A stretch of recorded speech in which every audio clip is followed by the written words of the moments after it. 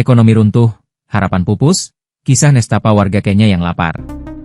Di jalanan paling sibuk Nairobi, deru kendaraan bercampur teriakan pedagang yang berusaha menarik pembeli.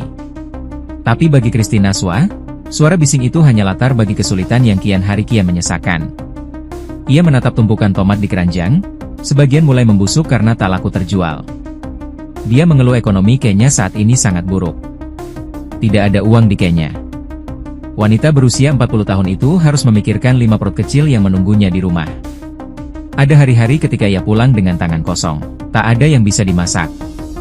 Seperti Christine, sekitar 40% penduduk Kenya kini hidup dalam kemiskinan. Jumlah itu bukan sekadar angka. Itu berarti jutaan keluarga terjaga semalaman karena lapar, anak-anak berhenti sekolah, dan orang-orang menahan sakit karena tak mampu ke rumah sakit. Di kantor-kantor pemerintah, anggaran negara justru mengalir deras untuk membayar bunga utang yang menumpuk kepada kreditur asing. Bahkan lebih besar dibanding biaya pendidikan dan kesehatan. Miliaran shilling habis begitu saja demi menambal kewajiban masa lalu. Sementara janji perubahan hanya jadi slogan kampanye yang tak kunjung nyata. Pemilik toko tua di distrik komersial Nairobi pun tak mau lagi berharap banyak.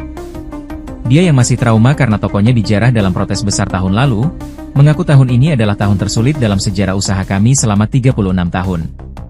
Ketika pemerintahan Presiden William Ruto mulai berkuasa, banyak yang berharap ada perbaikan. Tapi harapan itu pupus cepat.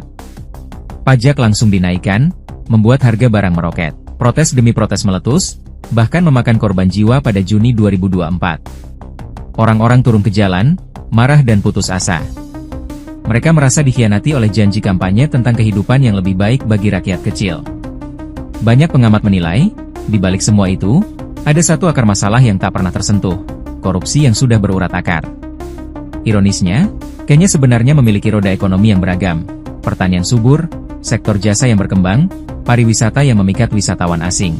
Tapi semua potensi itu tak cukup ketika utang sudah menjerat terlalu dalam, dan pengelolaan keuangan tak transparan. Kini, menjelang pembahasan APBN baru, parlemen tampak berhati-hati. Mereka tahu, pajak tambahan bisa menjadi percikan api berikutnya. Di sisi lain, lembaga internasional seperti IMF menegaskan Kenya tidak punya banyak pilihan selain mengumpulkan lebih banyak pajak untuk mencukupi kebutuhan 55 juta warganya. Tapi bagi Christine Naswa dan jutaan rakyat miskin, pilihan itu hanya berarti satu hal, beban yang lebih berat, dan mimpi yang kian menjauh. Ikuti terus informasi-informasi terkini lainnya di SIB News Network.